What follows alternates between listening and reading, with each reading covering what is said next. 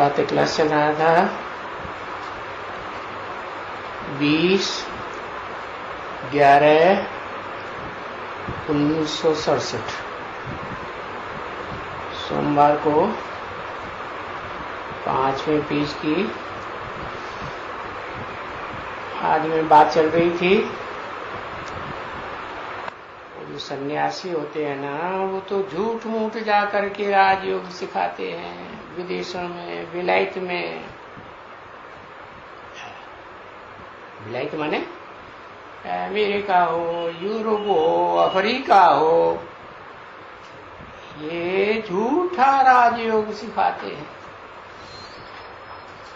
तो तुम लोग को ये अखबार में डालना होता है क्या कि मनुष्य कभी भी, जिनका मन चलायमान होता है, मन चंचल होता है, स्थिर नहीं हो पाता है, वो कभी भी किसी को राजयोग नहीं सिखा सकते। क्योंकि मनुष्य में तो सब मनुष्य आ गए, 500-700 करोड़ से दुनिया के जो भी मनुष्य एकदम सब आ गए। क्योंकि वो तो है ऊंचे ते ऊंचा भगवान। कौन? जिस पर बुद्धिमानों की बुद्धि है, उसको मन नहीं है। ज्ञानेंद्रिया हैं, ज्ञानेंद्रिया भी नहीं। कर्मेंद्रिया भी नहीं। तो बुद्धिमानों की बुद्धि है, तो वो तो उसको कहा ही जाता है भगवान। उसको ऐसा को क्यों नहीं कहा? उसको कह के दूर क्यों कर दिया? क्योंकि भविष्य में प्रत्यक्ष होने वाला है। तो भगवान के रूप में संसार जानेगा कि सारी दुनिया में वो भाग्यवान सबसे जास्ती कौन है इस मनुष्य सृष्टि पर। उनको शरीर तो होता ही नहीं है ना बच्चे। तो भाग्यवान को शरीर नहीं होता है? शरीर होता है, लेकिन आत्मा को शरीर का भान नहीं होता है। ब्रह्मा को भी देवता कहते हैं, भगवान तो नहीं कहते है। विष्णु को भी देवता कहते हैं,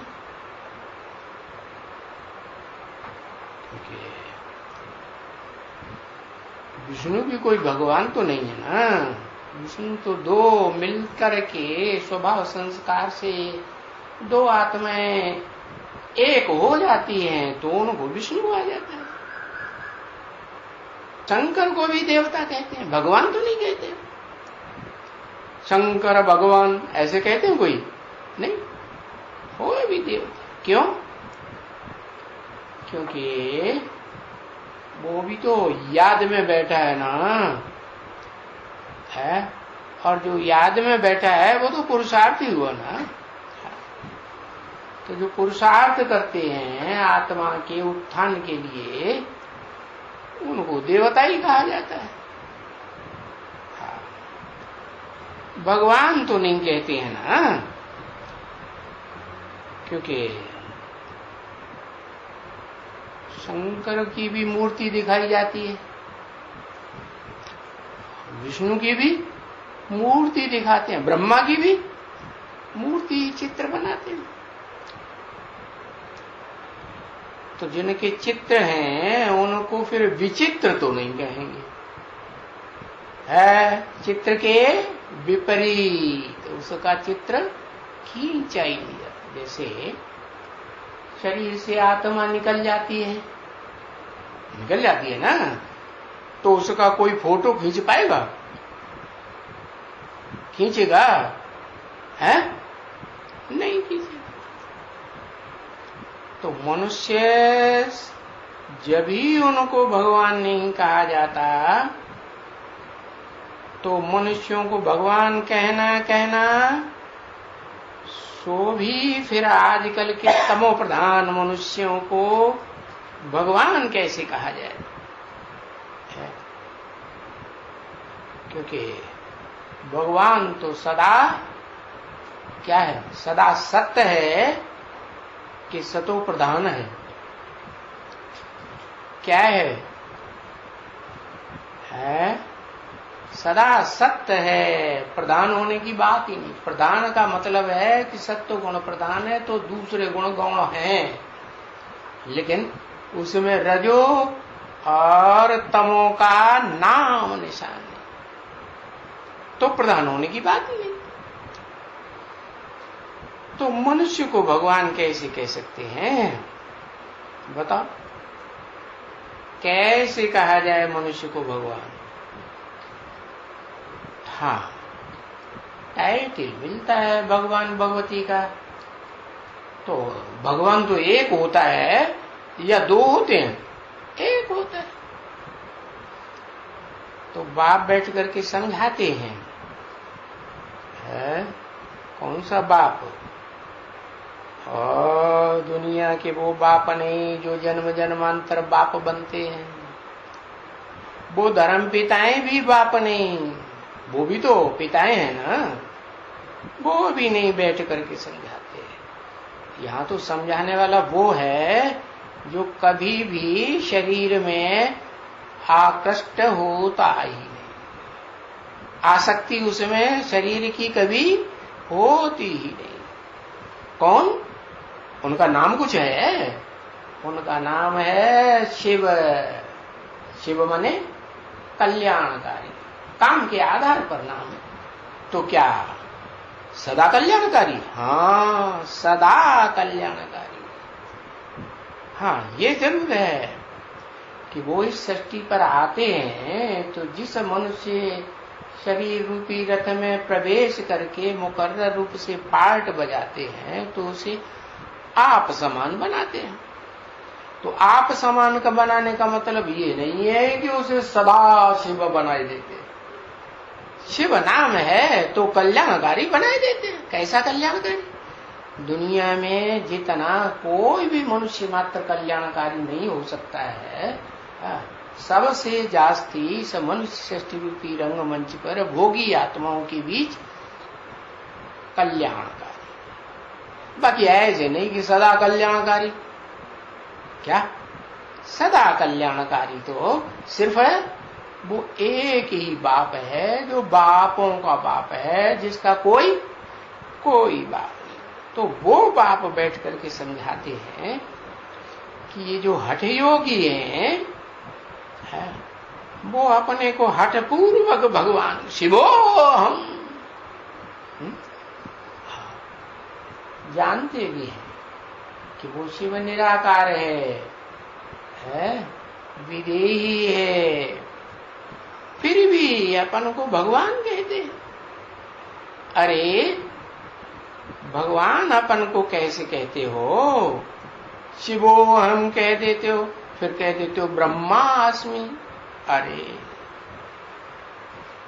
शिव निराकार है तो जरूर ब्रह्मा के मुख से ही आके बोलेंगे, वाणी चलाएंगे, है जिसको कहते हैं वेद। विद माने ज्ञान, ज्ञान माने सच्चाई कि झूठ का ज्ञान? सच्चाई का ज्ञान। तो वो सत्य ज्ञान तो वो ही आत्मा सुनाई सकती है, निराकारी आत्मा। आत्माएं तो निराकार हुई होती है ना, तो वो ही निराकारी आत्मा सुनाई सकती है जो जन्म मरण के चक्र में कभी फंसती ही नहीं।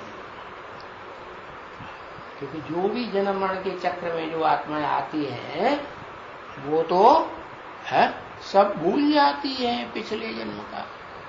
कोई ऐसी आत्मा है मनुष्य सृष्टि में जो पिछले जन्म की सब बातें बताए? कोई नहीं बताता। थोड़ी बहुत बात बताएंगे भी, सारी बात तो नहीं बता सकते। तो वो भगवान तो त्रिकालदर्शी है, तीनों काल का ज्ञात है। तो इन सन्यासियों को कोई पता थोड़े ही पड़ता है, पता ही नहीं पड़ता है कि हम तमो प्रधान बन गए, इसलिए हम अपन को ही भगवान कहते हैं। है? वो हैं कौन? उनको क्या कहेंगे? शिवाचार्य कहेंगे कि शंकराचार्य कहेंगे?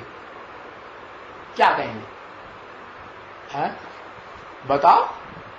अरे एक पक्का नाम बताओ उनका, क्या कहेंगे? अरे लिखते लिखते छोड़ दिया है। हाँ, उनको कहेंगे शिवाचार्य। है बल जो ऊंच से ऊंच पुरुषार्थी है, देव आत्माओं के बीच में जो महादेव के रूप में शंकर गाया जाता है, मूर्ति बनाई जाती है, वो मूर्ति में ही प्रवेश करते हैं और मुकर्रर रूप से प्रवेश करते हैं, क्योंकि वो एक ही है जिसको त्रिनेत्री कहा जाता है। पुरुषों में कोई है जिसको त्रिनेत्री कहा जाए? है?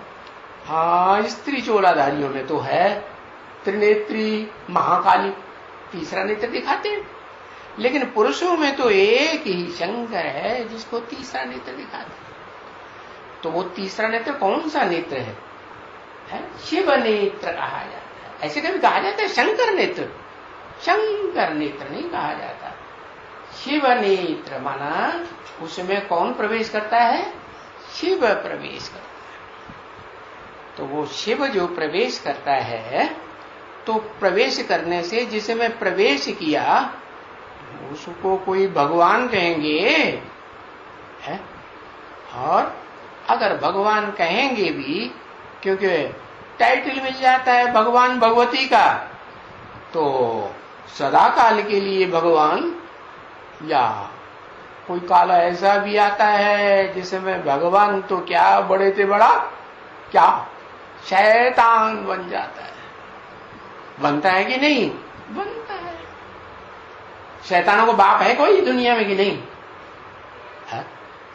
बाबा बोलते हैं ना, मुरली में बोलते हैं, बच्चे तुम्हारा बाप आया हुआ है। तो क्या अच्छे बच्चों का ही बाप आया हुआ है? जो बुरे से बुरे बच्चे हैं, दुष्ट से दुष्ट हैं, उनका बाप नहीं आया, सबका बाप आया। तो बताया कि जो तमो प्रधान बन जाते हैं वो अपन को भगवान कहते हैं। शिवोहम ब्रह्मास्मि ऐसे कहते हैं। तमो प्रधान बन गए हैं तो कहेंगे तुच्छ बुद्धि, क्योंकि बाप समझाते हैं कि भक्ति है सो आहिस्ते आखे तुच्छ बुद्धि को ले आती है। क्या भक्ति क्या करती है? धीरे धीरे तुच्छ बुद्धि बनाए। कैसे? भगाती रहती है। भक्ति क्या करती है? भक्ति खुद भी भागती है और जो उसकी बात सुनते हैं, ध्यान देते हैं, तो उनको भी भगाती, टिकने नहीं देती एक स्थान पर। तो सीढ़ी उतरते ही रहते हैं ना भक्ति में। है? जो भक्त होते हैं वो बुद्धि को प्रेफरेंस देते हैं या भावना को प्रेफरेंस देते हैं? भावना दिल से निकलती है? बुद्धि तो कहां से आती है?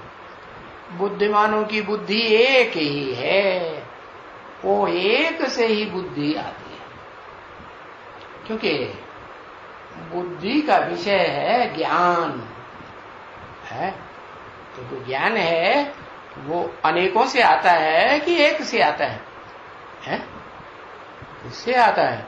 एक से आता है ज्ञान, और बाकी भक्ति तो अनेकों की तरफ भगाती रहती है, तो उससे आता है अज्ञान।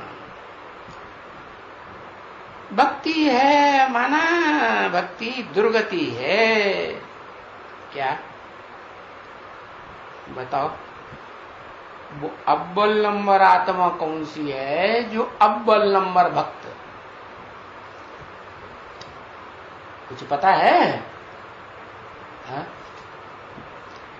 अव्वल नंबर भक्त आत्मा है? अरे पता ही नहीं।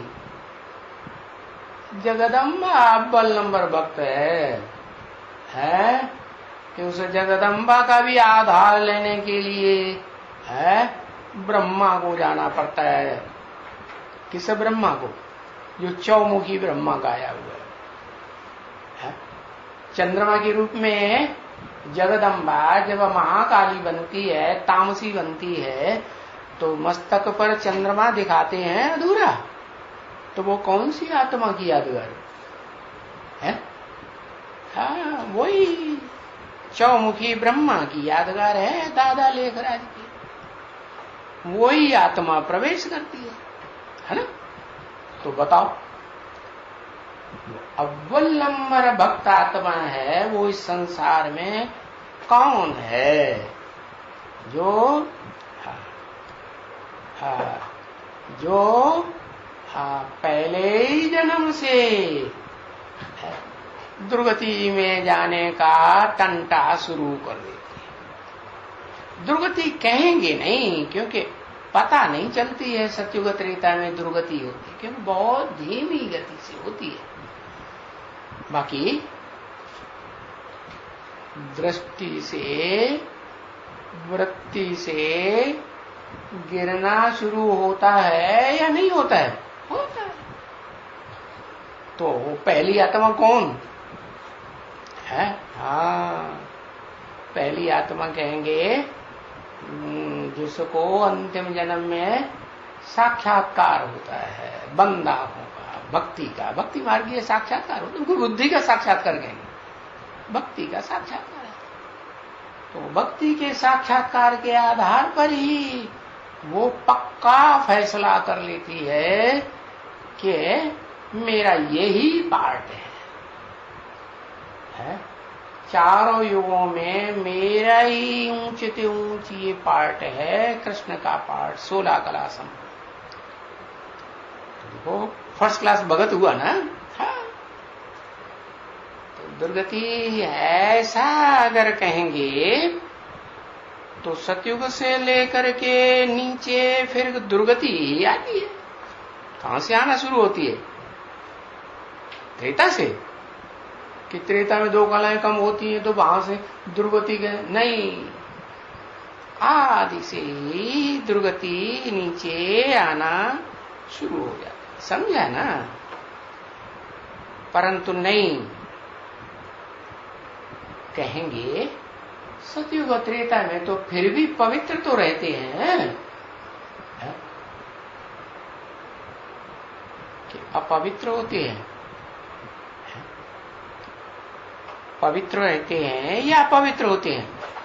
हाँ, सतयुग त्रेता में भी पवित्र होते हैं, क्योंकि ज्ञान इंद्रियों को पवित्र इंद्रियां कहेंगे या श्रेष्ठ इंद्रियां कहेंगे ना? हाँ, कि भ्रष्ट इंद्रियां कहेंगे? भ्रष्ट इंद्रियों से भ्रष्ट कर्म करते हैं, दुख देने का काम करते हैं, और श्रेष्ठ इंद्रियों से सुख देने का काम करते हैं या दुख देने का काम करते हैं? तो सुख देने का काम। तो सतयुग त्रेता में तो मुख का प्यार होता है। क्या मुख में श्रेष्ठ इंद्रियां हैं, ज्ञान इंद्रियां हैं कि भ्रष्ट इंद्रियां हैं? ज्ञान इंद्रियां हैं। ज्ञान रहता है बुद्धि में कि मैं कौन हूं? कौन हूं? मैं ज्योति बिंदु आत्मा। सतयुग में भी देवताओं को, त्रेता में क्षत्रियों को भी ये ज्ञान रहता है। क्या? मैं ज्योति बिंदु आत्मा। तो दुर्गति तो नहीं हुई ना आत्मा की? आत्मा नीचे गई क्या? आत्मा का बुद्धि योग नीचे की इंद्रियों में जाता है सुख भोगने के लिए।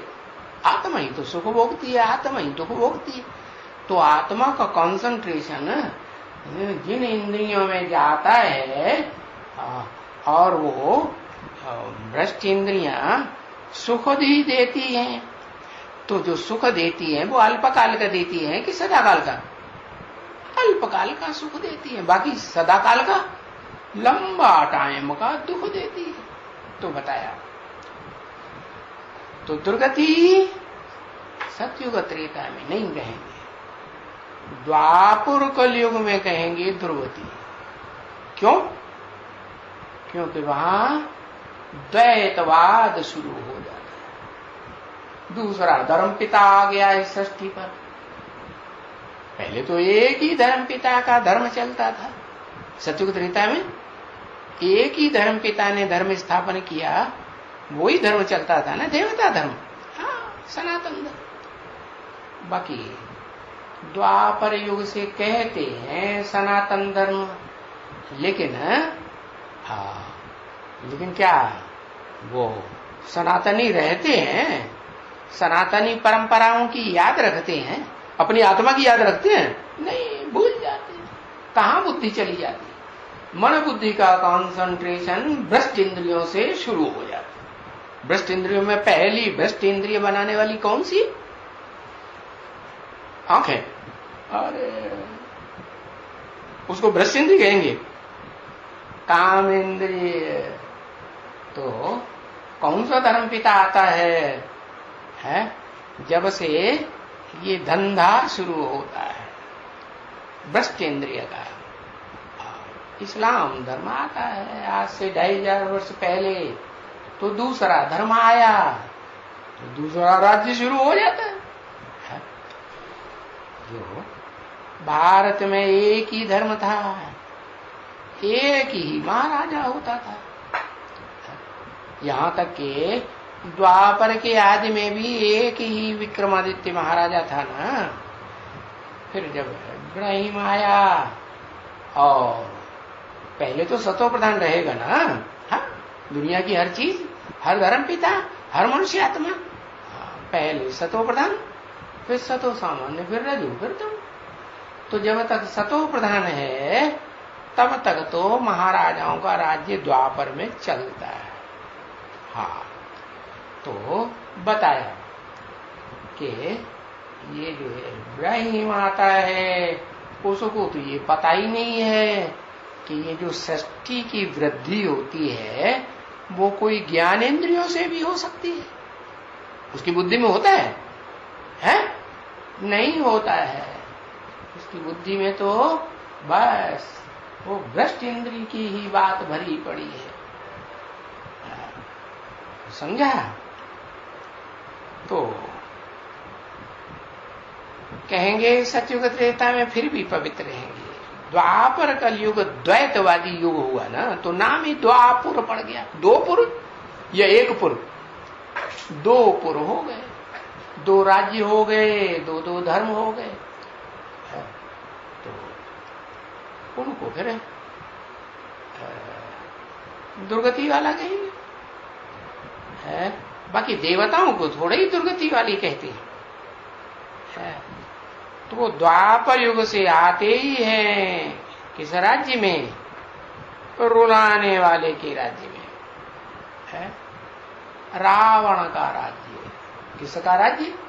रावयते लोकान इति रावण, जो लोगों को रुलाता है वो रावण। तभी फिर कहेंगे वो वाम मार्ग में जाते हैं। वाम मार्ग माने एक तो सीधा हाथ होता है, सीधे हाथ से अच्छा काम करते हैं, दान धर्म करते हैं, कि गंदा काम करते हैं? हाँ, सीधे हाथ से दान धर्म के अच्छे कार्य करेंगे। कि टट्टी पेशाब की सफाई करते हैं? नहीं करते। हाँ, भोजन खाते हैं तो भोजन दाएं हाथ से खिलाते हैं, जिनको दान देते हैं तो दाएं हाथ से देते हैं कि बाएं हाथ से देते हैं? हाँ, दाएं हाथ से दान देते हैं और फिर बाएं हाथ नीचे लगाए लेते हैं, ऐसे लगाते हैं ना। हाँ, तो बताया कि देने वाली और लेने वाली तो भोगी आत्माओं की बात है। बाकी जो अभोक्ता शिव है, क्या न कुछ देता है न लेता है, वो तो त्रिकालदर्शी है, तीनों काल के ज्ञान का दर्शी है, तो ज्ञान ही देता है। वो भी अपने ओरिजिनल बिंदु रूप निराकारी स्वरूप में नहीं दे सकता। जैसे आत्मा कुछ नहीं कर सकती, आत्मा भी जब देह का आधार ले तभी तो कुछ करेगी। तो देह तो विनाशी, ऊंची हुई या नीची हुई आत्मा की तरह, आत्मा तो ऊंच कही जाएगी, क्योंकि इस देह में भी आत्मा परमानेंटली कहां बैठती है? पांव में बैठती है क्या? हाँ, पांव में आत्मा की मन बुद्धि जाती है। बाकी ऐसे थोड़े ही है कि जो राष्ट्रपति है, जो प्रधानमंत्री है, विदेश में जाता है तो वो विदेश का वासी हो गया, उसका कनेक्शन अपने देश से रहता है कि नहीं? नहीं रहता, रहता है। तो ऐसे ही ये आत्मा तो इस शरीर का राजा है। तो राजा ऊंची स्टेज में बैठेगा या नीचे बैठेगा? ऊंची स्टेज में बैठता है। तो उसको कहते हैं कैसा अंग? उत्तमांग। तो अंगों में उत्तम से उत्तम अंग है। हाँ, उस उत्तम अंग में जहाँ दो आंखें हैं, ऊंची की ऊंची ज्ञानेन्द्रियां हैं, और उसको कहते हैं भ्रकुटी। उन दोनों आंखों के बीच में भ्रकुटी क्यों नाम दिया? भरी पूरी कुटी है। कैसी कुटी है? अरे जब इस शरीर को चलाने वाला, इस शरीर की इंद्रियों को चलाने वाला ही वहां बैठा हुआ है, राजा बैठा हुआ है, तो राजा का महल तो दूसरे लोगों के महल वाणियों से तो भरा पूरा होगा कि झोपड़ी कैसी होगी? जरूर भरा पूरा। तो ऐसे ही है ये भ्रकुटी जो है, वो है अकाल तत्व। किसका तत्व? अकाल का तत्व। आत्मा को कोई काल खा सकता है? आत्मा को काल नहीं खाता। हाँ, काल किसको खाता है? काल शरीर को खाता है, आत्मा को थोड़ी खाता है। हाँ, जो कमजोर होगा उसे खाएगा या पावरफुल को खाएगा? कमजोर तो शरीर है, क्योंकि देह जो है वो कमजोर है। देह जो है वो प्रकृति का नीचा रूप है। क्या? प्रकृति के दो रूप हैं, एक परा प्रकृति, एक अपरा प्रकृति। परा प्रकृति वो है जो परे ते परे स्टेज में रहने वाली। तो अर्जुन के रथ में दोनों प्रकार की प्रकृति है। परा प्रकृति जो अर्जुन की भ्रकुटी है, वो आत्मा वहां बैठी हुई है। प्रकृति क्यों नाम दिया? प्रकृष्ट कृति क्यों नाम दिया? प्रकृष्ट रूप से उसकी रचना की जाती है। जब भगवान इस सृष्टि पर आते हैं ना, पुरुषोत्तम संगम युग में, तो उस मन बुद्धि रूपी आत्मा की प्रकृष्ट रूप से रचना करते हैं। क्या करते हैं? ऐसी रिपेयरिंग करते हैं कि वो आत्मा कैसी बन जाती है? इंद्रियों के प्रभाव से अतीत हो जाती। 11 इंद्रियां है ना, सबसे ऊंची इंद्रिय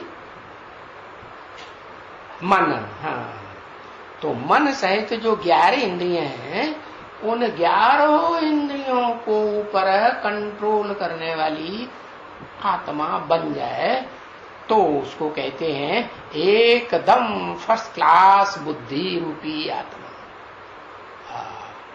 तो जो आत्मा है ना, वो उसका ये भ्रकुटी में अकाल तत्व है, और वो उसे भी क्या कहेंगे? प्रकृष्ट कृति कहेंगे, रचना कहेंगे या नहीं कहेंगे? क्योंकि जितनी भी मनुष्य आत्माएं हैं या जितनी भी प्राणी मात्र की आत्माएं हैं, उन आत्माओं को प्रकृष्ट रूप से उनका निर्माण किया जाता है, पावरफुल बनाया जाता है या नहीं? आत्मा रूपी बैटरी डिस्चार्ज हो जाती है तो supreme soul heavenly God Father आकर के ज्ञान की रोशनी से क्या करते हैं, चार्ज कर देते हैं, नहीं, हाँ चार्ज कर देते हैं। तो जब आकर के चार्ज करते हैं, तो जिस आत्मा को चार्ज करते हैं वो आत्मा जो है वो शरीर का आधार लेके पाठ बजाती है, सुख भोगती है, शांति भोगती है। बिना शरीर के सुख भोगेगी, सुख नहीं भोग सकती। हाँ, ये है कि बिना शरीर के शांति तो भोग सकती है, लेकिन वो शांति भी भोगने के लिए उसे या तो ब्रह्मलोक में जाना पड़े या परम ब्रह्मलोक में जाना पड़े। क्या तो ब्रह्मा का लोक है या परम ब्रह्म लोक है, वो भी तो क्या है? वो देह है। ब्रह्मा को देह होती है कि नहीं? देह तो होती है, लेकिन वो जो ब्रह्म है वो नंबरवार ब्रह्म है। एक परम ब्रह्म ऐसा है जिसका शरीर एकदम लाइट का गोला बन जाता है। क्या उसको कहते हैं शास्त्रों में हिरण्यगर्भ। हिरण्य माने सोना, सोने का गर्भ है। सोने का गर्भ है या चांदी का गर्भ? नहीं, सोने का। और प्योर सोने का कि उसमें कुछ मिक्स हो?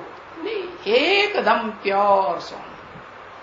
तो बताया वो जो हिरण्यगर्भ है, वो उस हिरण्यगर्भ को कहेंगे, उसकी तुलना किससे करें? उसका उदाहरण देंगे, जो जड़ सूर्य है ना, प्रातः काल जब उगता है तो कैसा दिखाई देता है?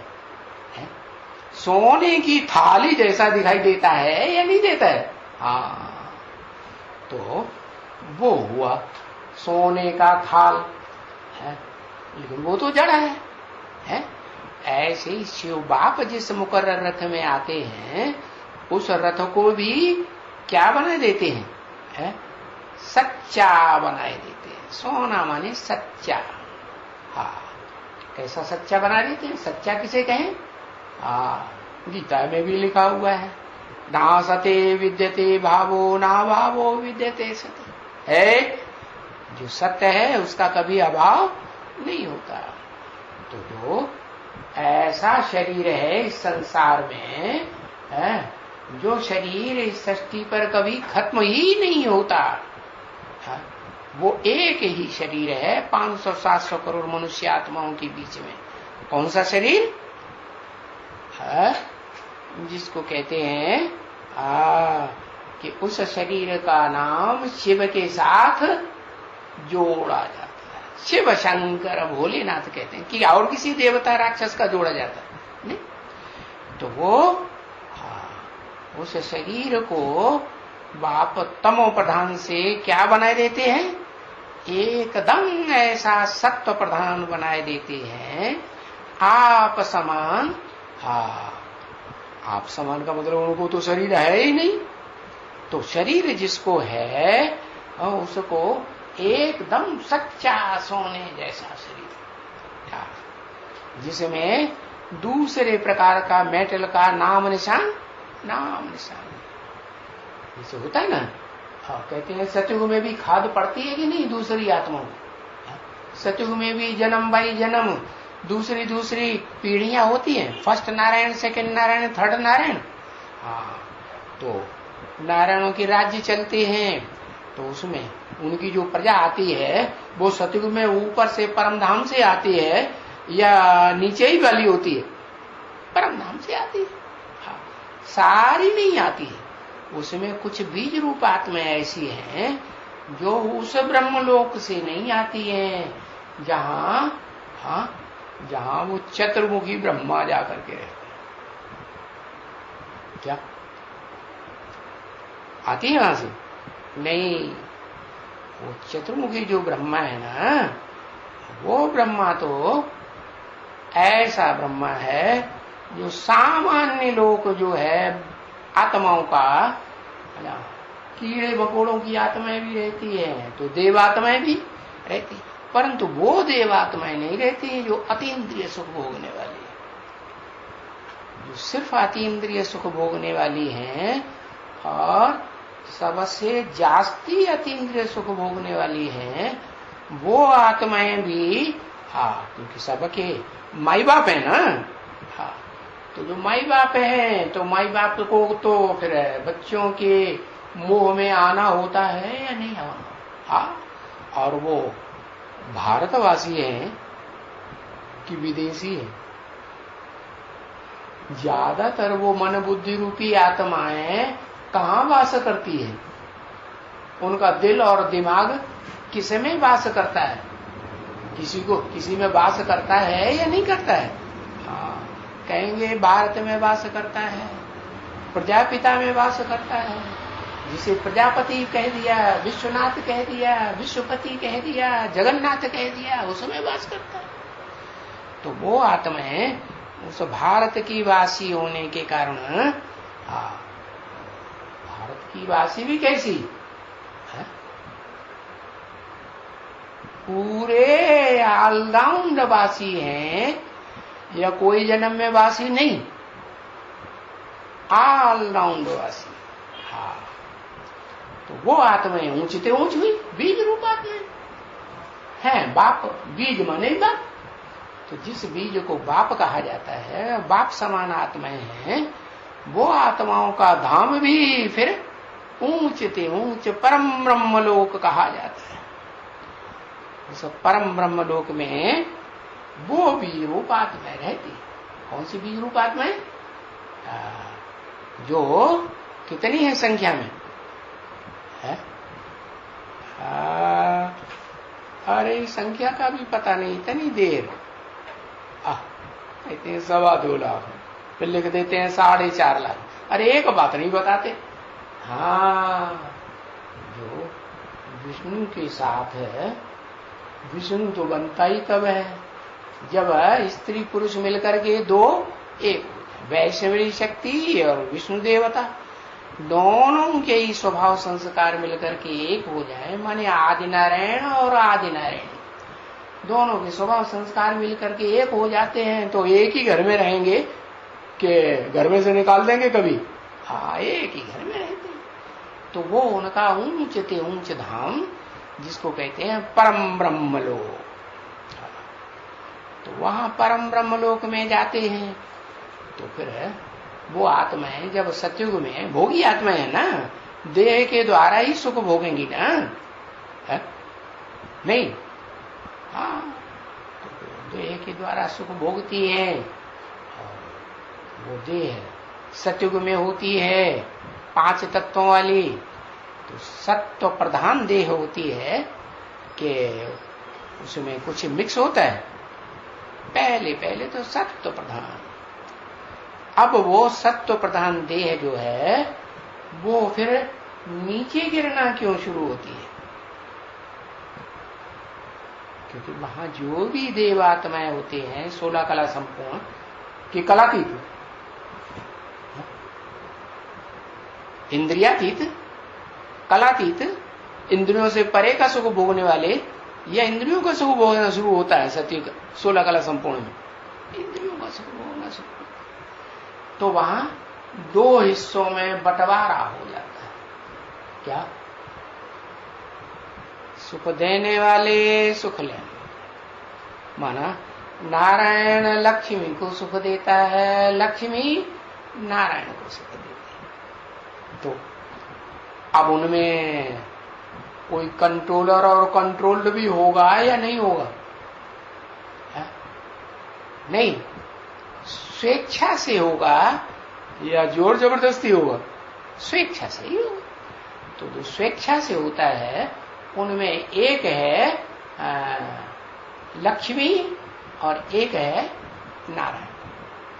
तो सतयुग में जो लक्ष्मी नारायण होंगे तो एक बाएं हाथ में होंगे और एक दाएं हाथ की ओर होंगे। क्या कहेंगे? 2 खड़े हैं लक्ष्मी नारायण, तो उनको एक को क्या कहेंगे? दाईं ओर का, और दूसरों को क्या कहेंगे? दाईं ओर के हाथ की तरफ है तो क्या है? वो स्वयं दाईं ओर की हाथ की तरफ है तो नारायण, और बाईं ओर की हाथ की तरफ है तो नारायणी। तो जो नारायणी है बताया वो, और जो नारायण है वो संगम युग में क्या पार्ट बजाते हैं? जो वहां राजा के रूप में पार्ट बजाते हैं सतयुग में, राजा, महाराजा, महारानी। संगम युग में कौन सा पार्ट बजाते हैं? कौन सा पार्ट बजाते? उनको कहेंगे ब्रह्मा और सरस्वती। तो जो ब्रह्मा सरस्वती हैं, राइटियस और लेफ्टिस्ट हैं या नहीं? कौन किसको फॉलो करता है? कहेंगे सरस्वती ब्रह्मा को फॉलो करती है। तो ऐसे ही वहां सतयुग में भी क्या होता है? जो लक्ष्मी 16 कला संपूर्ण है वो 16 कला संपूर्ण नारायण को फॉलो करती है। तो बताया एक है राइटियस, एक है लेफ्टिस्ट। तो जो राइटियस है और वो राइटियस पार्ट बजाएगा, जो लेफ्टिस्ट है वो लेफ्टिस्ट पार्ट बजाएगा। तो बताया ये दो भुजाएं हैं, एक वाम और एक दाया। तो दाया भुजा उससे शुभ सूचक कार्य होता है, और बाईं भुजा से जब द्वैतवादी द्वापर युग आता है, दूसरा धर्म आता है, तो फिर गिरती कला शुभ। क्यों? क्योंकि जो आत्मा है वो देह अभिमानियों के प्रभाव में आ जाती है या नहीं आ जाती है? देह अभिमानी धर्म पिताओं के प्रभाव में आती है कि नहीं आती? तो वो जो कुछ आकर के सुनाते हैं, उन सुनी सुनाई बातों पर वो आत्माएं विश्वास कर रही। तो बताया वहीं से दुर्गति शुरू होती है, वाम मार्ग शुरू हो जाता है। तो वाम मार्ग कहते हैं उल्टा मार्ग, देवताओं को कहते हैं वाम मार्ग नहीं है, दाया अर्थात श्रेष्ठ मार्ग। तो वहां तो पवित्र रहते हैं, और वाम मार्ग में जाते हैं तो गंदा काम गंदी इंद्रियों से, भ्रष्ट इंद्रियों से करते हैं। तो उतरने की बात कही। तो बताओ उतरने की बात कैसे होती है? 84 जन्म कैसे लिए जाते हैं? उतरते उतरते लिए जाते हैं कि चढ़ना होता है या रुके रहते हैं? उतरना होता है कि नहीं 84 जन्म में? उतरना होता है। तो यूं तो समझते हो ना कि सतयुग से बस पहला जो लक्ष्मी नारायण अगर हुआ 16 कला संपूर्ण, तो भी अगर उनको कहेंगे तो 84 जन्म और 5000 वर्ष पूरे कहेंगे। पूरे 5000 वर्ष तो है कोई भी नहीं है। 5000 वर्ष से पीछे 4090 भी होगा, 4900 भी तो होगा ना, 4000 कोई का 850 वर्ष भी हो। दूसरे जो नारायण उनकी प्रजा निकलेगी, उतरेगी आत्मलोक से, तो कम होगा कि नहीं? कम होगा, क्योंकि 150 वर्ष आयु तो वहां होती ही है, एवरेज आयु। एवरेज का मतलब कोई की ज्यादा भी हो सकती है और कोई की कम भी हो सकती है। ज्यादा कम क्यों? अरे पुरुषोत्तम संगम युगी शूटिंग काल में जैसा जैसा जिसने योग लगाया वैसी उसकी आयु हो जाती है। योग से आयु बढ़ती है ना। तो कोई की 150 वर्ष से ज्यादा भी हो जाएगी और कोई भी 150 से नीचे भी हो जाएगी। तो बस ये एवरेज आयु होती है।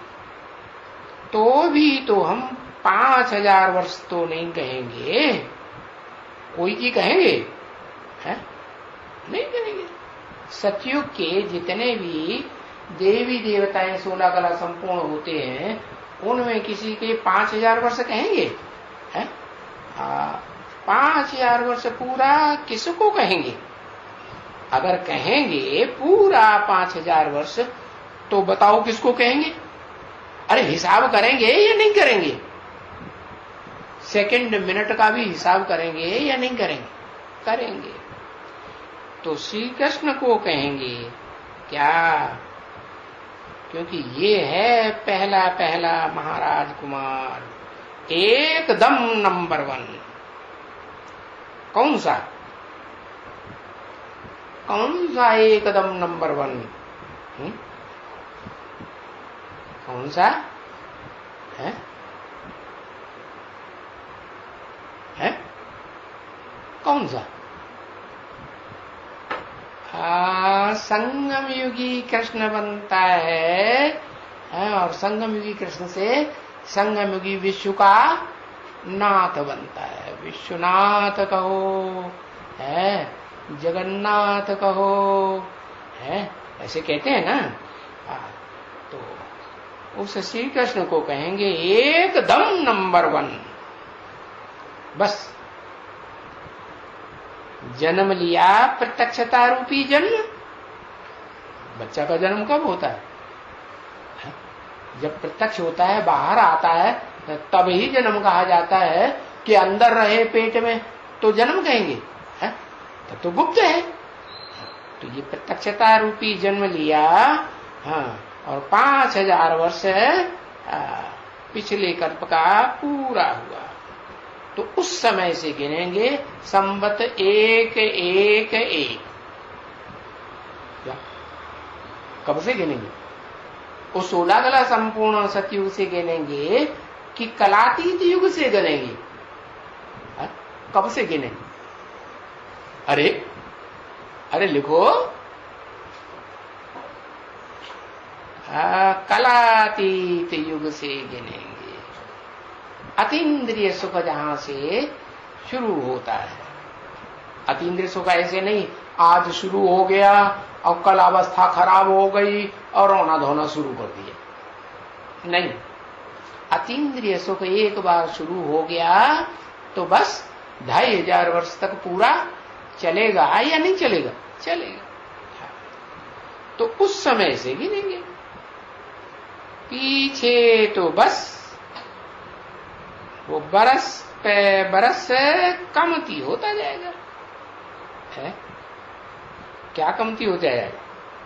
जो भी आत्माएं आएंगी आत्मलोक से है, उनकी एज कम कहेंगे या बराबर कहेंगे पहले नंबर के मुकाबले, विश्व पिता के मुकाबले। हाँ, छोटा कम होता जाएगा। 9 4 4999 वो भी तो हो जाएगा ना। एक वर्ष भी तो कमती तो होगा ना। उसको 5000 वर्ष पूरा तो नहीं कहेंगे। जिनका थोड़ा भी कम हुआ तो पूरा कहेंगे? नहीं कहेंगे। 5000 वर्ष पूरा फिर किसको कहेंगे है? फिर पूछा किसको कहेंगे? श्री कृष्ण को कहेंगे। इसलिए श्री कृष्ण को इतना प्यार करती है? कितना? जितना और किसी को प्यार नहीं करता। कोई भी माँ बाप होंगे, माँ होगी तो कृष्ण बच्चा उनको अच्छा ही लगता है, और कन्या होगी तो भी कहेगी कृष्ण जैसा पति चाहिए है। लेकिन जो बाप होता है उसको भी बच्चा प्यारा होता है कि नहीं? पहला बच्चा प्यारा होता है कि बाद वाले उतने प्यारे? प्यार सबको होता है, लेकिन आस किसमें होती है? बड़े बच्चे में। तो श्री कृष्ण को इतना प्यार करते हैं, और श्री कृष्ण के उस श्री कृष्ण के लिए ही कहते हैं श्याम और सुंदर। उसी शरीर से श्याम उसी शरीर से सुंदर। कैसा सुंदर? जो शास्त्र में कहा हिरण्य गर्भ है, सोने का गर्भ है, सोने जैसी कंचन काया हो जाती है। जिस कंचन काया में एक अंश मात्र भी दूसरा मेटल नहीं। ऐसे नहीं त्रेता में चंद्रवंशी है तो चांदी समान, द्वापर में तांबे समान आत्माएं घुस पड़ती है इस दुनिया में, है तो संकर्म लगता है कि नहीं। और कलयुग में लोहे समान काली आत्माएं, काला कर्म करने वाली घुस पड़ती है नहीं। तो श्री कृष्ण के लिए कहते हैं श्याम और सुंदर। वो कौन से श्री कृष्ण के लिए कहते हैं? संगम युगी पुरुषोत्तम संगम युगी श्री कृष्ण के लिए कहते हैं कि सतयुगी कृष्ण के लिए कहते हैं? संगम युगी पुरुषोत्तम संगम युगी कृष्ण के लिए कहते हैं। वो श्याम भी उसी शरीर से और उसी शरीर से सुंदर थे, सुंदर भी पाठ बजाने। ऐसा श्याम और ऐसा सुंदर और किसी धर्म का धर्म पिता होता ही नहीं। धर्म पिताओं के चित्र को घर में लटकाते हैं, मंदिरों में लटकाते हैं, इबादत स्थलों में लटकाते हैं ना, याद करते हैं ना। तो क्यों याद करते हैं? प्यारा लगता है तभी तो याद करते हैं। उनके चेहरे को बार बार देखते हैं कि नहीं? अरे क्राइस्ट को देखो, बुद्ध को देखो, गुरु नानक को देखो, उनका चेहरा आकर्षण में है या नहीं है? आकर्षण। लेकिन उन सब धर्म पिताओं से भी जास्ती आकर्षण मन सुंदर, जो सुंदरतम वो है जिसे कहते हैं श्याम सुंदर। उससे जास्ती सुंदर न कोई इस दुनिया में हुआ है और न उससे जास्ती श्याम उस दुनिया में कोई होता है। काले थे काला और गोरे थे महाकाल और महाकाली साथ में सहयोगिनी भी दिखाई थे। और फिर कहते हैं महागोरा और महागोरी। सुंदर, गोरा माने सुंदर, बस। सुंदर पैर, बुद्ध रूपी पांव भी कैसा होगा? वो भी सुंदर। पैदा हुआ और सुंदरता की महिमा निकली। प्रत्यक्षता रूपी जन्म, पैदा होना माने प्रत्यक्षता रूपी जन्म हुआ और उनकी सुंदरता की महिमा निकली। जो सुनेगा तो उसको आकर्षण होगा कि नहीं? आकर्षण होगा। समझा ना? तो उसका जब ही जन्म होता है ना, जब जन्म होता है बच्चे, बात मत पूछो। है क्या बात मत पूछो? जैसे कि ये रोशनी फैल जाती है। क्या? जैसे बिजली चमकती है ना जोर से, तो चारों तरफ एक सेकंड के लिए रोशनी ही रोशनी हो जाती। हाँ, तो ये कहां की बात है? वो इतना प्रभावशाली है कि चारों ओर रोशनी ही रोशनी। कौन सी रोशनी? जड़ ज्ञान की रोशनी। सबकी बुद्धि में कौंध जाता है। वो इतना प्रभावशाली है। क्यों? कि जैसे बाप चकमक है। कौन सा बाप है? ऊंचते ऊंच आत्माओं का बाप, सुप्रीम सोल है, हेवनली गॉडफादर चकमक है? आत्माओं को अपनी ओर खींच लेता है कि नहीं? खींचता है। 100% प्योर। हाँ, वैसे तो बच्चा भी 100% प्योर हुआ ना। हाँ? बाप प्योर तो बच्चा भी प्योर। लेकिन बाप सिर्फ निराकारी रूप में प्योर कहें या साकार में प्रवेश करके प्योर, नहीं तो पता कैसे चलेगा? पता तो तभी ही चलेगा जब साकार में प्रवेश करके कुछ ऐसा पार्ट बजा के दिखावे जो पार्ट और कोई कर्मेंद्रियों से बजा ही नहीं सकता सदा काल का। तो बताया, तो वो 100% प्योर बच्चा भी और 100% है प्योर बाप भी। तो ये समझाया जाता है ना बच्चों को। तो 100% प्योर श्री कृष्ण, दूसरा कोई भी इस दुनिया में 100% प्योर होता ही। तो इसलिए कृष्ण की महिमा सबसे जास्ती है। भक्ति मार्ग में भी सबसे जास्ती महिमा किसकी करते हैं? हाँ, जिसके मंदिर बना बना करके पूजा करते हैं और सामने हाथ जोड़ करके कीर्तन करते हैं, महिमा करते हैं कि नहीं? महिमा करते हैं। के मंदिर में कृष्ण का बड़ा रूप रखते हैं? बड़ा रूप रखते हैं क्या? बड़ा रूप नहीं रखते। मंदिर में पूजा करेंगे, कीर्तन करेंगे, महिमा करेंगे तो छोटा रूप रखते। तो देखो कृष्ण को कितना झुलाते हैं। झूले में क्या होता है? झूले में क्या खास बात होती है? अभी अभी एकदम ऊपर, अभी अभी एकदम नीचे, अभी अभी एकदम फिर ऊपर, दाईं ओर ऊपर अच्छे रूप में, और फिर एकदम नीचे, और फिर बाईं ओर ऊपर, एकदम ऊपर, बामांग की ओर। बामांग में तो काला कर्म करने वाला होगा ना। हाँ, तो ऊंचे से ऊंचा अच्छे कार्यों में भी और नीचे से नीच बुरे कार्यों में भी दिखाते हैं। बहुत ऊंची स्टेज में झुलाते हैं। राधे को क्यों नहीं झुलाते? राधे थोड़े ही ऊंच नीचे जाती है। राधे तो कहा ही उसको जाता है। क्या किसको कहा जाता है? पार्वती कहो, राधा कहो, बात एक ही है। राम कहो, शंकर कहो, बात एक ही है या अलग अलग है? एक ही आत्मा की बात है। तो वो राम को धारण करने वाली राधा है।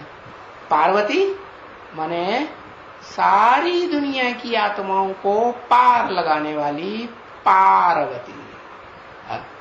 तो शंकर को पार लगाती है कि नहीं लगाती? नहीं लगाती। अच्छा, हाँ, वो जब तक फील्ड में ना आए तो शंकर जी महाराज भी पार नहीं लगा सकते। हाँ, ये जरूर है कि वो भी फील्ड में तब आती है जब शंकर के जो पार्ट है ना, प्रैक्टिकल पार्ट मूर्ति का, शरीर का, उस शरीर के द्वारा जो सुनाया हुआ ज्ञान है, उस ज्ञान का जब तक वो राधा नहीं सुनेगी, नहीं समझेगी, तब तक फील्ड में नहीं आ सकती। तो अरस परस है वो ज्ञान के आधार पर और वो प्यार के आधार पर बताया। तो कौन सा जहाज प्रसिद्ध है? हाँ, कहते हैं शंकर चाप जहाज जेहि चढ़ी उतरे पार नर, बूढ़ सकल संसार। लेकिन ये थोड़े ही जानते हैं कि वो जो जहाज है, शंकर चाप, शरीर रूपी धनुष कहो, चाप कहो, शरीर रूपी नवैया कहो, जहाज कहो, तो वो जहाज जो है, उस जहाज में वो राधा कहो या पार्वती कहो, वो भी प्रतिष्ठित होती है या नहीं होती है? हाँ, वो भी प्रतिष्ठित होती है। लेकिन ज्ञान के झूले में राधा को नहीं झुलाते हैं। झुलाते हैं? नहीं। ज्ञान कभी बहुत ऊंची स्टेज में और कभी एकदम माया नीची स्टेज में ले जाती है। नीची स्टेज में ले जाकर के फिर वाम मार्ग में भी ढकेल देती है। नहीं, हाँ, कैसे होता है? तो वो किसका गायन है? वो संगमयुगी, पुरुषोत्तम संगमयुगी कृष्ण का गायन है। क्या? ऊंचे थे ऊंचा पार्ट और नीचे थे नीचे पार्ट, सुंदर से सुंदर पार्ट एक ही शरीर के द्वारा, और खराब से खराब पार्ट एक ही शरीर के द्वारा। तो झूलते हैं और फिर वो दूसरों को झुलाते भी हैं। क्या ज्ञान के झूले में खुद झूलते हैं कि दूसरों को भी झुलाते हैं? दूसरों को भी झुलाते हैं। माया फिर क्या करती है? जिनको झुलाते हैं माया उनको भी नीचे ले जाती है, नहीं ले जाती? तो ये रस्साकसी चलती है। कभी राम अपने तरफ खींच लेता, और कभी ज्ञान की रस्सी को अज्ञान की ओर, बाईं ओर माया खींच ले जाती, माया रावण। तो पींग में झुलाते हैं तो पूरा एकदम। और अभी ये बात तो किसी को मालूम ही नहीं है ना बच्ची, क्या कि कृष्ण को क्यों झुलाते हैं, राधा को क्यों नहीं झुलाते? क्यों नहीं झुलाते? क्योंकि सुप्रीम सोल बाप जब आते हैं ना, तो मुकर्रर रथ में पुरुष चोले में प्रवेश करते हैं या स्त्री चोले में मुकर्रर रूप से प्रवेश करते हैं? किस में प्रवेश करते हैं? पुरुष चोले में प्रवेश। अरे पुरुष है प्रवेश करने वाला या स्त्री है? आत्मा को क्या कहेंगे? वो तो आत्मा का बाप है ना। आत्मा को पुरुष कहेंगे या स्त्री कहेंगे? पुरुष कहेंगे। तो वो पुरुष जो है, पुरुष को ही प्रेफरेंस देता है। पुरुष को प्रेफरेंस दिया, और जो भी दुनिया के पुरुष हैं वो अपने बड़े बच्चे को राजा ही देते हैं कि नहीं देते? तो बताया ये किसी को नहीं मालूम है। बाप बैठ करके समझाते हैं कि पूरा 5000 बस जन्म लिया, और बस उनसे उनका शुरू हो गया संवत एक नया कल्प शुरू हो गया, नई चतुर्युगी शुरू हो गई। तो पीछे क्या कहेंगे? पीछे तो दिन ही हुआ ना है? दिन कहेंगे कि रात कहेंगे? दिन ही कहेंगे। फिर बड़ा होगा ना है? कि छोटा ही बना रहेगा? भाई आज 2 दिन का है, 3 दिन का है, 4 दिन का है, 6 दिन का है? 6 दिन के बाद फिर क्या करते हैं? छठी मनाते हैं। छठी के दिन 6 दिन के बाद नामकरण करते हैं।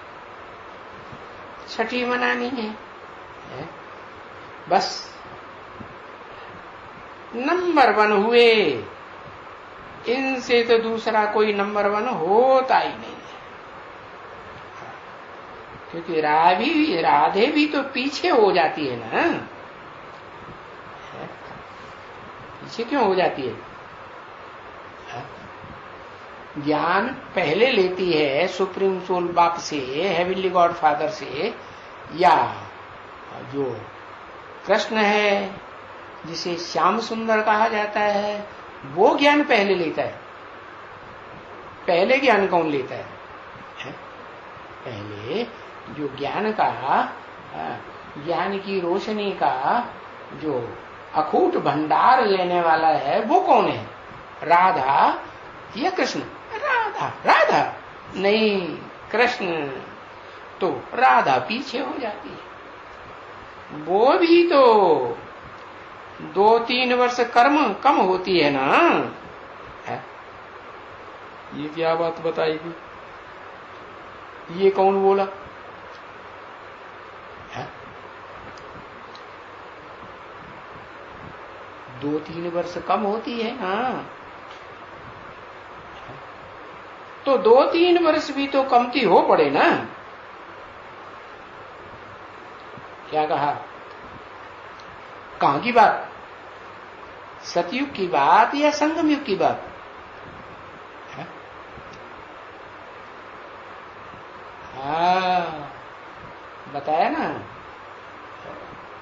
तुम बच्चों को तमो प्रधान से सतो प्रधान बनने में 40 से 50 वर्ष, तो नंबरवार लगेंगे कि सब एक साथ बन पड़ेंगे, तो कोई पहला नंबर होगा कि नहीं? पहला नंबर कौन होगा? वो ही संगम युगी कृष्ण। तो वो पहले उस प्रत्यक्षता रूपी जन्म में पहले प्रत्यक्ष होता है। किसके बीच? बीज रूप आत्माओं के बीच पहले प्रत्यक्ष होगा या नहीं होगा? वो बीज रूप आत्माएं जो रुद्राक्ष के मणके कही जाती हैं, रुद्र की अक्ष मने आंख, रुद्र शिव को कहा जाता है ना, तो शिव की वो आंखें हैं, जो आंखें इन प्रैक्टिकल आंखों से, साकार आंखों से उसे पहचानती है। क्या पहचान बताई? जो देखे है तो क्या कहे? मेरा बाप आ गया। तो पहले रुद्रमाला का नंबर लगेगा, बीज रूप आत्माओं का पहचानने में नंबर लगेगा, या विजय माला का नंबर लगेगा? कौन सी माला पहले बनती है? पहले तो रुद्रमाला पहले बनती है ना, रुद्राक्ष की माला। हाँ, वो बाप की माला है ना। कौन सी माला बड़ी? बाप की सिमरनी की माला बड़ी, या जो बाप नहीं सिमरते हैं, भक्त लोग सिमरते हैं, वो माला बड़ी? हाँ, भक्त लोग विजय माला सिमरते हैं। और जो बाप है, वो बाप तो किन बच्चों की महिमा करते हैं? उन बच्चों की महिमा करते हैं जो बच्चे बाप को पहले पहले पहचानते हैं। कोई और गुण हो या न हो, है? क्या कहा? कोई और गुण हो या न हो, कौन सा गुण बाप देखते हैं? कि ये बच्चे ही मेरे को पहले पहचानते हैं इस सृष्टि रूपी रंगमंच। कि विजय माला वाले पहले पहचानते? नहीं, विजय माला वाले विजय तो दिलाते हैं। क्या?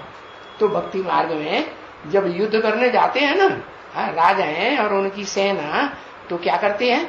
घर में जो लक्ष्मी होती है ना, घर वालियां, वो उनको विजय का तिलक लगाती है ना। तो विजय का तिलक लगाती है, तब वो जाकर के उन्हें वो स्मृति रहती है कि हम तो विजय का तिलक लगा के आए हैं, विजय ही पा करके जाएंगे, नहीं तो वापस जाएंगे नहीं। क्या? देहं वा पातयामि कार्यं वा साधयामि। तो बताया कि वो जो राधा है वो विजय का तिलक तो देती है, वो पार्वती है, पार लगाने वाली, पार तो लगाती है, लेकिन ज्ञान पहले नहीं लेती है। ज्ञान पहले कौन लेता है? ज्ञान पहले वो आत्मा लेती है, जो आत्मिक स्थिति में इस सृष्टि पर सदा काल मौजूद रहती है। कैसे? आत्मिक रूप से तो सभी आत्माएं सदा काल मौजूद रहती है, लेकिन वो एक आत्मा ऐसी है जो देह से भी इस सृष्टि पर मौजूद रहती है या नहीं? मौजूद रहती है। तो राधा को 2-3 वर्ष टाइम लग जाता है, बताया ना, 40 से 50 वर्ष। तो जो पहले 10 वर्ष हुए ना, 2017-18 के बाद क्या कहेंगे? 17-18 के बाद शुरू होगा कि नहीं? तो 18-19 से शुरू हुआ पहला वर्ष, 18-19 का पहला वर्ष है, 19-20 दूसरा वर्ष, और 20-21 तीसरा वर्ष। तो ये 3 वर्ष में तो वो बीज रूप आत्मा जो पुरुष तनधारी है, जिसकी पुरुष की चोले की मूर्ति दिखाई जाती है, तीसरा नेत्र भी दिखाते हैं, वो आत्मा पहले ज्ञान लेती है, अकूट ज्ञान का भंडार। हाँ, तो वो तो 2-3 वर्ष पहले प्रत्यक्षता रूपी किसके बीच जन्म लेती है? सारी दुनिया के सामने नहीं, किसके सामने? कौन पहले पहचानते हैं? हाँ, बाप बीज है ना, तो बाप बीज समान जो आत्माएं हैं वो बीज रूप आत्माएं रुद्राक्ष के मण के जिनकी मिसाल दी जाती है वो पहले पहचानती है। तो 2-3 वर्ष में उन आत्माओं को पहचान होने लगती है, तब बाद में 2-3 वर्ष के बाद वो राधा का नंबर पहचानने का, विजय माला की जो हेड है उसको पहचानने का नंबर लगता है। तो वो एकदम अभी ये बात भी तो समझने की है ना, क्या कि एकदम प्रत्यक्ष हो जाएगी क्या राधा कृष्ण के साथ? नहीं, वो भी तो 2-3 साल के बाद ही प्रत्यक्षता रूपी जन्म। बाकी सतयुग की बात नहीं है। सतयुग में तो जो भी बच्चे पैदा होंगे वो युगल रूप में पैदा होंगे और एक साथ ही पैदा होंगे, या 2-3 साल के बाद पैदा होगा? नहीं। हाँ, ये है बच्चे का जन्म पहले और बच्ची का जन्म बाद में। 2-4 सेकंड का अंतर हो सकता है। तो बताया ये संगम युग की सारी बातें हैं भक्ति मार्ग में। तो बात समझने की है कि 5000 वर्ष पूरा एक्यूरेट, ये इसलिए उनकी महिमा है बहुत, इसलिए कि उनका प्रत्यक्षता रूपी जन्म पहले होता है। किनका? संगम युगी कृष्ण का, और संगम युगी राधा का प्रत्यक्षता रूपी जन्म संसार में बाद में। राधा कहो, आदि लक्ष्मी कहो या पार्वती कहो, पार लगाने वाली। सृष्टि का जो पहला बीज है वो भी पार कब लगता है? पार कब कहें? जब पूरी राजधानी तैयार हो तब ही पार कहेंगे, या राजधानी तैयार नहीं हुई और पार लगाने वाला पार लग गया? नहीं, राजधानी जब तैयार होती है पूरी तब तो कहेंगे महाराजा और महारानी दोनों कंप्लीट हुए ना, है? और दोनों कंप्लीट हुए तो पूरी विजय कहेंगे कि अधूरी विजय कहेंगे? पूरी विजय। पूरी विजय कब कहेंगे? जब रुद्रमाला और विजय माला, रुद्रमाला के सारे ही फॉलोअर्स और विजय माला के सारे ही फॉलोअर्स जितने भी मणके हैं वो सब क्या कहें? हाँ, दोनों को महाराजा और महारानी के रूप में राजधानी में स्वीकार कर ले। वो राजा कैसा जिसकी धारणा शक्ति ही मौजूद न हो। राजधानी किसे कहेंगे? राजा की धारणा शक्ति माने राजधानी। तो हाँ, वो विष्णु रूप तो तब ही कहे जाएंगे परमानेंटली जब विजयमाला और रुद्रमाला और उनके फॉलोअर्स दोनों इकट्ठे होकर के संस्कार से एक हो जाए। यथा राजा तथा तथा। तो इसलिए उनकी महिमा बहुत है। उनकी माने एक की या दोनों की? दोनों की महिमा फिर बहुत होती है। हाँ, ये है कि राधे को भी नहीं बुलाते हैं, है? क्योंकि वो कोई 5000 वर्ष पूरा थोड़ी हुआ, 2-3 साल कम हो गया ना। तो ये ड्रामा ही ऐसा बना हुआ है जो मनुष्य न जानते हुए भी फिर देखो है। क्योंकि ये तो तुम बच्चे समझ गए ना कि आत्मा जो वो बिंदी है वो 100% प्योर बन जाती है। और अभी तो कोई की 100% आत्मा प्योर नहीं है ना। अभी मैंने कभी 67 में कब की प्योर होने की बात बताई मुरली में? जब बताया एडवांस में एडवांस पार्टी भी निकलना शुरू हुई, एडवांस पार्टी का बाप भी प्रत्यक्ष होना शुरू हुआ और बाप का प्रत्यक्षता वर्ष भी मना लिया गया।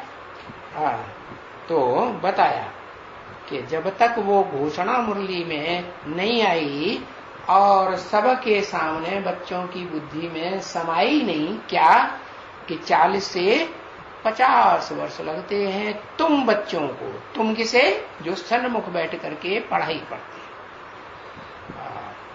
बाकी जो सन्मुख नहीं बैठते हैं, मुख के सामने नहीं बैठते हैं, उनकी बात नहीं है। तो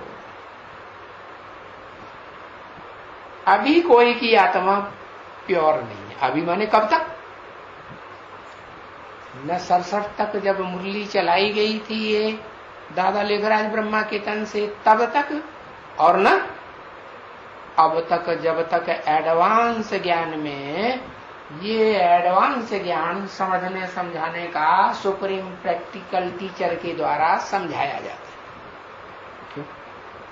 क्योंकि बाप मां भी है, तुमेव माता, पिता भी है और टीचर भी है कि नहीं, कि सुना सुना की चला जाता है। हाँ, ऐसे तो नहीं कि मां की तरह सिर्फ ज्ञान की लोरी सुनाती है, नहीं, बेसिक ज्ञान देती है, नहीं। उस बेसिक ज्ञान में जो भी रटाया जाता है छोटे छोटे बच्चों को, सूरदास तुलसीदास के दोहे, कवित्त, चौपाइयां, उनका गहरा अर्थ भी जब जान लेते हैं तो वो जानने के लिए कितना टाइम बताया? पूरा जानने के लिए 40 से 50 वर्ष। तो बताया कि 100% तो कोई भी नहीं है। कब तक? कब तक नहीं है? जब तक वो 40 वर्ष पूरे न हो, और वो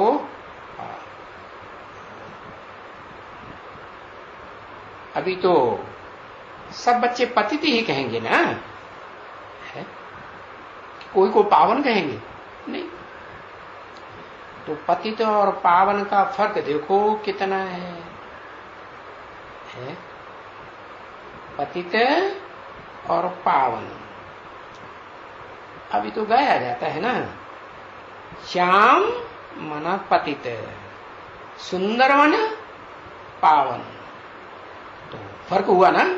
हाँ, बहुत फर्क है।